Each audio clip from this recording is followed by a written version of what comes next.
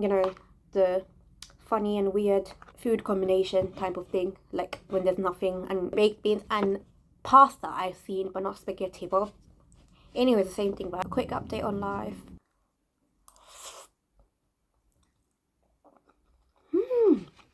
But the thing with me is I baby food taste wise, so I guess I'm gonna like it. People who like spice and stuff like, I don't think they're gonna like it. So I've managed to book an appointment. I got an appointment with my dermatologist at the hospital, not with the community one, dermatologist especially, but yes.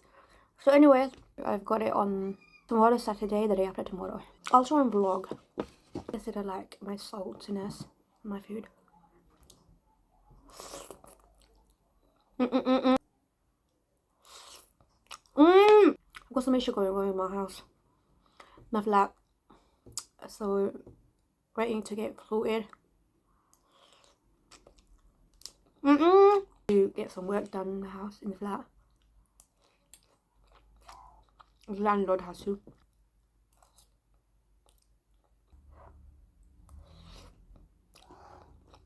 So I've got a few more appointments coming up, but this one is going to be a first visit for myself, I think. Yeah, an outpatient appointment for myself, because I've never been there for myself. I've been there with my granny to her appointment. I've been there with dad to his appointments in my lifetime saying, but I've never been for myself. So yeah, it is my first outpatient appointment. So I had my dermatology appointment and I'm terribly late. I was going to take the transport because I was running really late. Halfway I had to call the cab. I had to cab it. And obviously I was stressing out if I'm not going to make it. Child, tell me, I've been planning this. Like, I have to go today to my appointment, but still, I just couldn't make it in time. It's ridiculous, isn't it? And look at this day off me. So waiting outside for. I just hope I get seen because I can't wait for another appointment. And it's my fault.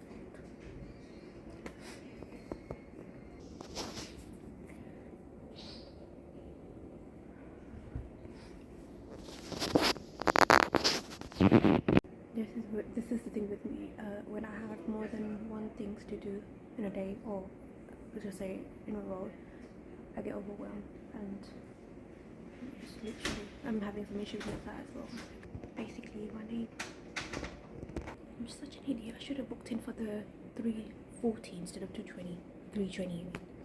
Anyways, my downstairs neighbour, he literally had to report because he's still having the leakage going from my toilet pipe or whatever.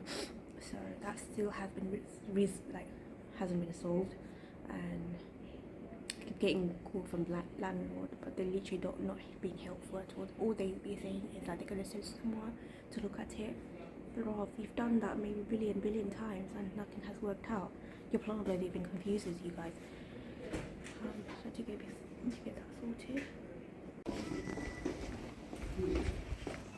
So I had an appointment. My appointment went well, and the dermatologist thinks that. Speak about it later.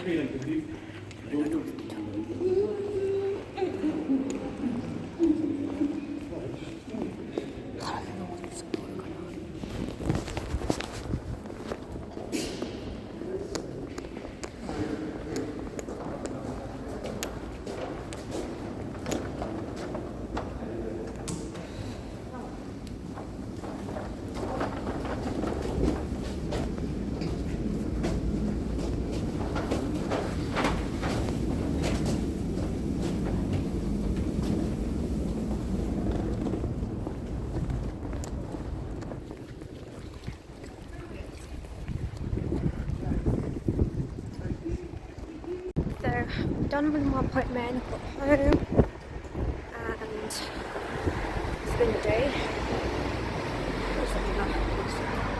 The other day I accidentally stepped on a snail, and with a snail shell, and I felt so bad, so it wasn't like this today, and I killed it accidentally, which I felt terrible about it because, oh God, I felt terrible about it, and it was like, it felt so bad, like, honestly, genuinely, I didn't do it intentionally. I didn't see it, and it was dark, and I stepped on it. cracked, which I really, really feel bad. And I think I became a murderer.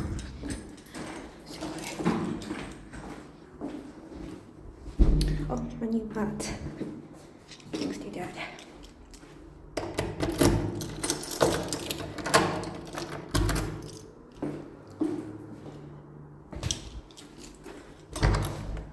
Hi Jackson, always welcoming me at the door. You're always welcoming me at the door, aren't you? Yes. Oh, hi. Popcorn Mimi. And Leo. Oh, sorry, your Pom Pom. Welcome. I'll give you food. I'll got you guys food. Hi, Bom Bom. Hi, little fairy. This is how my angels, they welcome me. Oh, hi. When I come home. I miss you all too. And this is a very different topic, but this is what I meant. Can you guys see? So there have been some sort of leak going on from my toilet. This is my toilet. There's nothing inside the toilet. There's no leakage or drainage or water, whatever. But however, I can see some leak going on here on the wall, which is obviously very difficult to explain because there is no direct water leakage, but the wall is wet and damp. So every time I call them, the plumber comes in and he thinks that it's just like damp and it needs to be, you know, thingy fixed. But my question is, oh my god, look, that's cracking there. My question is, it's not just damp, it's literally, sure, stop it guys, stop. A crack or a burst pipe somewhere, which obviously was recently replaced and they didn't fit it properly. And that water leakage is also going down to my downstairs flat.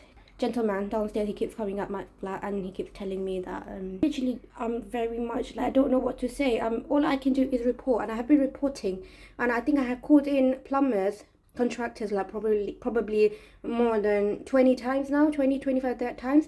Every time they come in, plumbers keep saying different things. First, like a lot of them say that oh, that's just damp and wall, that's it, there's no leakage. They check the inside, there's no leakage in the pipe. One of the plumber who thoroughly came to my downstairs flat, and then he brought him here just to take a look at it. He said, yeah, there is a leakage going down from my toilet, and this is what causing this here in my flat, also downstairs flat. However, he said he's going to report it, but he went and reported. I'm sure he has. They gave me an appointment for that work to be done and sorted and taken out and refitted again properly with the pipe and everything. The day that was supposed to take place, that plumber, the one who saw the fault, he was supposed to come and do the job, but he wasn't. I think he was off sick or something, I don't know, but he didn't turn up. Someone else turned up and that guy was clueless, so he didn't even do anything. He goes, oh, there's no leakage. I'm like, bloody hell, honestly, and he left. This to be fixed. Look, this is causing this much damage, and I literally just moved into this flat, but no, if it hasn't been even a year yet, let's say 11 months, it hasn't been a year yet, and it's just like ridiculous, right? I need to have an update. So yeah, the appointment went well, and I was literally panicking. I was so stressed out, even though I planned this ahead. Like today, I have a dermatology appointment, brand new appointment in the hospital, my first outpatient appointment. Is this my first ever outpatient appointment? I think so. I've never had an outpatient appointment before. Okay, I planned everything, so I'm gonna get out from home half an hour before, like half an hour early, since I'm gonna take transport, and it should take me 20 minutes to get there. So I had like 10 minutes extra in hand. But all my days, I started rushing. I didn't even check the time. Okay, so this is probably me or anyone who has ODHD or ADHD. You know, when you're doing something or when you have a very important thing to do, you get like million and billion things in your mind at the same time. There's literally, your brain is, there's something like, there's so many things are running in your mind. Literally don't let you focus on the thing that you need to get done. Otherwise it's fine. I don't really, when I'm sitting down, that's fine. I'm not thinking about anything. I'm literally just chilling. But when I have something very important to do, that's when I get like a ton of things in my mind, and they're literally coming, slamming in my head all together and confusing me, delaying me. So there was no way I was gonna get there. And however, I got out and I saw I've only got 15 minutes left to get to my appointment, and I'm like, and NHS obviously, if you're late than 10 minutes, you're not gonna be seen. So I was like, yeah, and this appointment, obviously it's so hard to get an appointment at the NHS hospital, especially when you know the list is so long and you're one of the luckiest one to get it that quick. People, you can wait for 3-4 years now, you know, and not get an appointment because it's so busy. There's so, anyway, so I was like, no, and it's too late to cancel, to change, whatever. So no, I need to go. I must go. And I've been waiting for this appointment for the past, since last September, I guess. No, July. Anyways, so I waited for the transport and I was like, bloody hell, I've only got 15 minutes in hand, almost. That 15 minutes is running out of hand as well. So I'm like, no, I can't wait for the transport. I can't rely on that because transport are obviously hilariously, what do I do? Let me call a cab. They quickly called a cab and I literally was not even near my house. I was in a different area and I was like, I had to give them direction to pick me up from there. So XYZ, the cab arrived. Oh no, I don't think I'm going to be on time at all. I just hope that I get there within that 10-minute of time frame so that I get seen. So I was hoping, got there. I was late, yes. Receptionist book checked me in and I literally, well, she wasn't saying anything, she was just taking my details, but obviously the clinic was empty, there was no other patient other than myself. But I feel like I was like, because I was panicking because I badly want to be seen by a dermatologist. And I was like, please, I was requesting her, please, can I get seen? I know I'm late, but can this doctor still see me? And she didn't say much. She said, go and wait outside room number 4. So I went and waited in the waiting area, and then like 2 more other patients came after me. So I was so glad I was seen, and dermatologists observed and checked me, and literally we got into a treatment plan. And they were thinking, or because I've been to a community dermatologist before when I was having back-to-back flare-ups, and I was like, it was really bad that I needed immediate attention, and I was referred to a community because the hospital dermatologist waiting list was long, and GP couldn't wait for that because skin is one thing that if it gets damaged badly, it's very hard to repair, and it takes forever to repair anyway, especially after a certain age. First, we thought that it's atopic eczema or contact dermatitis. I don't think it's contact dermatitis, but she was saying something else.